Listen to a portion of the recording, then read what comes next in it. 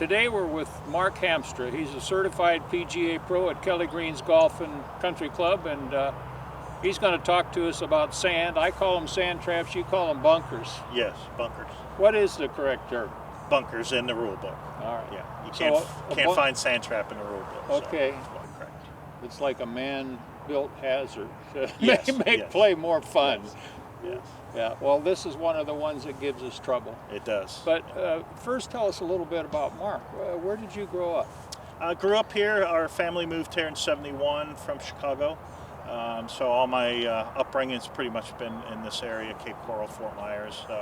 I've been fortunate enough to be at this club for almost 13 years now, so it's just afforded me some wonderful opportunities.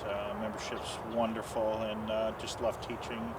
I don't do as much as I would like just because of my other duties, but I do enjoy teaching.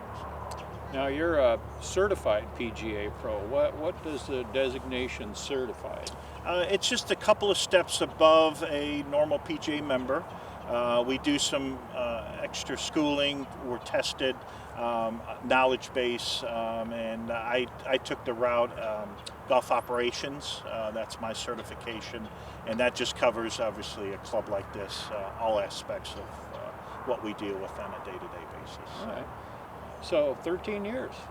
At this club, yeah. In fact, in a few months, I'm going to have my 25-year PGA member. We call it the Quarter Century Club, and it's quite an honor. I look back when I first started, and it's hard to believe I'm going to be 25-year professional. But will there be a party involved? No, just a little award. But yeah, it's been a wonderful ride so far. All right, that's great.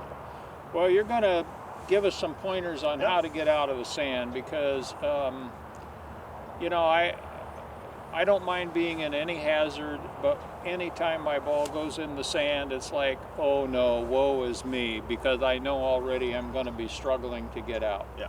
So I'm going to go get behind this camera, Okay. and so I can get closer to you. And the first thing I'm going to ask you is,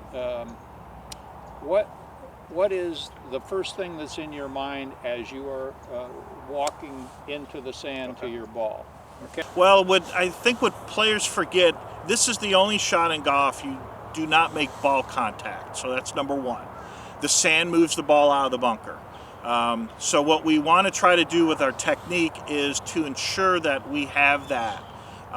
With that sand, we have a kind of a wet day, wet conditions. The sand gets very heavy, and we have to make sure we keep the aggressiveness or the speed of our golf swing up, and that would be the number one thing. We get in there, and a lot of players leave the golf ball in the bunker. It's because they simply, once they strike the sand, it just really slows that club down, and the ball just doesn't have near the power to get out of it. So that's what we're going to address today, a couple of those issues. So one of the things about a sand wedge, and you can use this club off the grass, people think a sand wedge is only for the bunker, but it's not. It's a very universal club. But if you look at a sand wedge in a square form, which this is here, what we want to do in the bunker is open up the golf club so we utilize this back part of the bounce of the golf club. This is what helps slide the golf club through the sand. If we have the golf club too square, what happens is the club will tend to dig, and that's when we leave the ball in the bunker. So we want to make sure we open the club. A lot of players, once they open that golf club up, they need to aim a little bit left. I'll show you that in a minute. But just make sure that you get this golf club open so you utilize that back bounce. So in the setup, we talked about the sand moves the golf ball out of the bunker. I like to look at this shot as an intentional fat shot. And what I mean by that is I'm trying to strike the sand first and then the golf ball second. So what's happening here is we need to make sure for a right-handed golfer that we place the golf ball more or less off our left heel like we would a driver, okay? That way, if we allow the club to strike the sand about the center of our body, the golf ball will not be in the way. One of the worst things that players get into is two things. Either they hit too much sand and leave the ball in the bunker, or they actually make ball contact first and we send it over the green. So if we get the ball position a little bit correct, Make sure it's off our left heel. That way when we do strike that sand a few inches behind the golf ball, that sand will help move the ball out of the bunker. The second part of that is almost all good bunker players will put most of their weight on their front foot, and they'll keep their weight there to help them strike down on the golf ball or sand a little bit better. This is unique to almost all good bunker players. What a lot of players will get into when they do that is they tend to put their head way too far to the right, and that's when the sand, we hit way too much sand in the bunker. So when we talk about leaning left, make sure your head goes with it and your weight goes to your left side. Okay. So a couple of drills that we like. One of Julie's favorites, she came out in the Connection not too long ago, talked about the right heel being up. That's my personal favorite. And another one would be the line drill. You saw me do that for ball position, but this line drill is a great drill. That'll give you the idea where the ball is. You do not need a ball for this. Draw a line in the sand and just make sure that you try to take both sides of that line out on, equally on both sides. If you take too much sand on the back part of that line, ball won't get out of the bunker. If you get way over here on the left side of that line, you'll click it over the green or hit too much ball. So we want to make sure that we take equal distance of sand on both sides of that line, and that is a great drill. Okay. The other one would be Julie's drill. You set up to it, you let your right heel come up off the ground. That helps us lean. We talked about that earlier.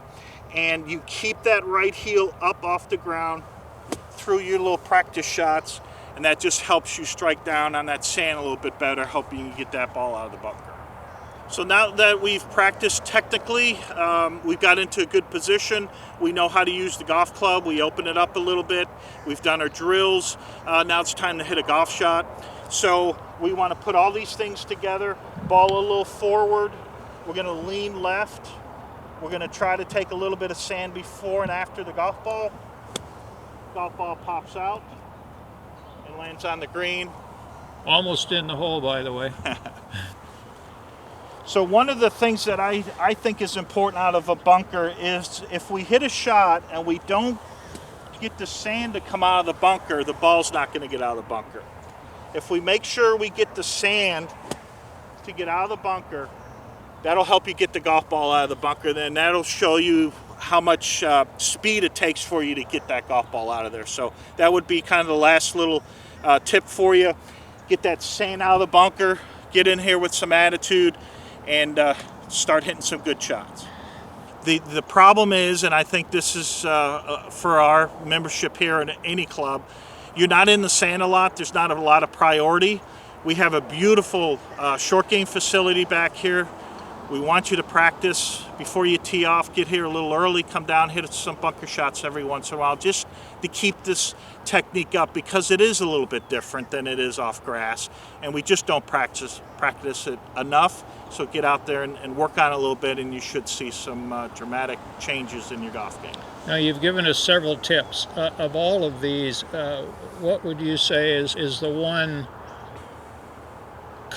most common problem that us amateurs have getting out of the sand? Probably decelerating, not taking a big enough or a hard enough golf swing, misjudging how heavy the sand truly is and how much speed you need to get that golf ball.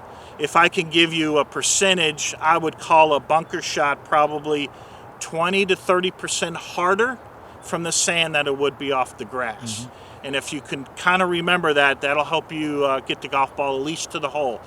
3 things happen in a bunker that we like to teach.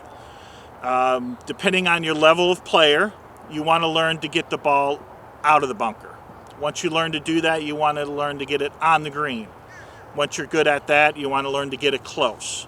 You can't force that. You got to learn that as a progression. I'm trying to get the ball close. A beginner is just trying to get the ball out of the bunker. So whatever kind of bunker player you are, just kind of learn those steps and learn to get it out, then learn to get it on, and then you'll start to get it close. And that's a progressive of learning this shot. If somebody wants personal hands-on lessons or training? Or what do they do? Yeah, just so you see one of the golf professionals in the shop.